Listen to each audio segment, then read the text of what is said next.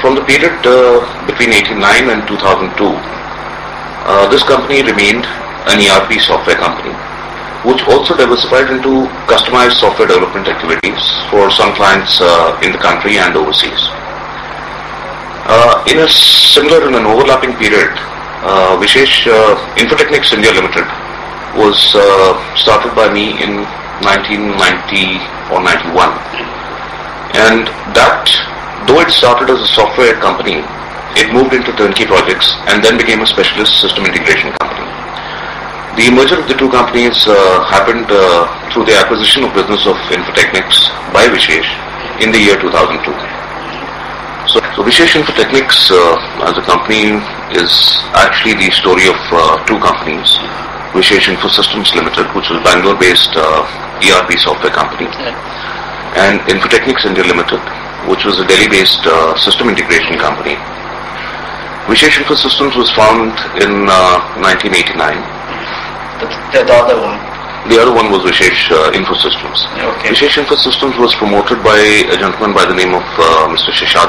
He moved out of the company sometime in 1995.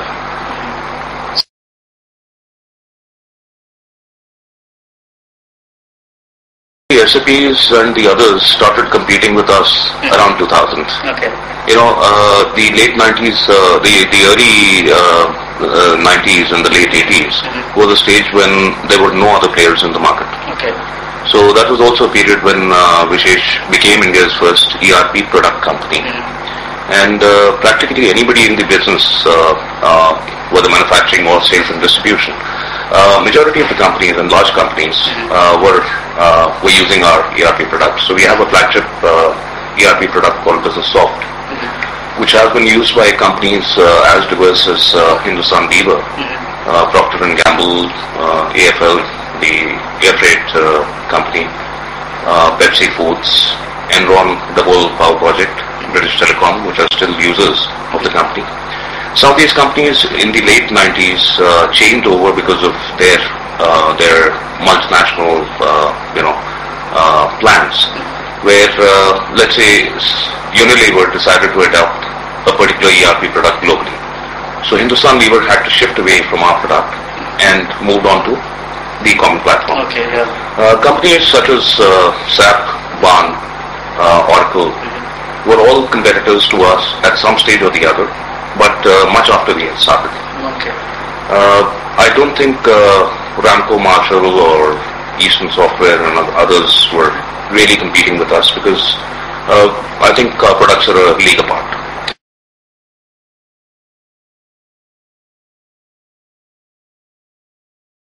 I think you would be wrong on that. Okay. I think you need to meet some of our users and they'll probably be happier to tell you which is a better brand name and a better product. Okay. I would not like to comment on my competitors. I want to hear from you. See, the change that you're mentioning, what went wrong? Nothing went wrong. Okay. What happened was globalization. What happened was India as a market was born and suddenly started drawing the attention of global players with very deep pockets. Okay. If your entire revenue stream is less than their marketing budget, right? We are not talking about very equal forces in the market. And let's face it, I mean, advertising, media support does definitely help you in addressing new markets and more people getting to know of a brand. So it has a lot to do with that rather than whether the product was losing out to another product.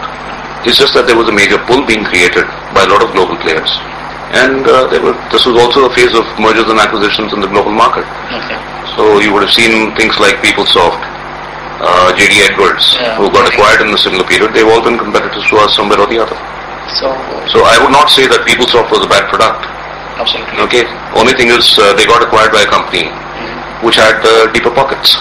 Right. We continue with our ERP products. In fact, currently we have two ERP products in the marketplace.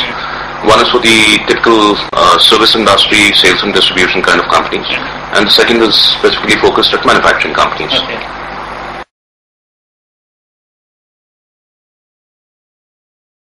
So we were doing system integration activities not just in India, but also in Asia Pacific markets.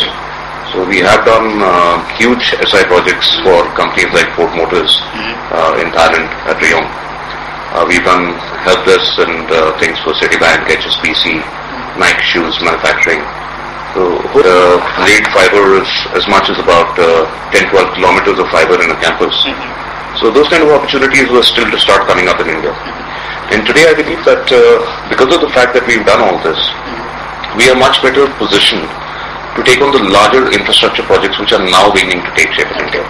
Because the next 5 to 10 years, we are going to see a lot of changes as far as infrastructure development in India is concerned. And no infrastructure today anywhere in the world exists without IT infrastructure. So infrastructure does remain a focus area for the company, and this comes from our historic origins of being an SI company, added on over a period of time. Because we, somewhere along the way, I think between 2002 and 2004, we probably started getting very innovative. We were looking at emerging technologies. We were looking at what we could deploy those technologies for. When RFID was just beginning to get talked about, we were already integrating that in our ERP products, in our point of sale products. When GPS had, opened up to the world, we were developing applications on GPS and extending them through our knowledge of specific application areas to come up with our mobile telematics division.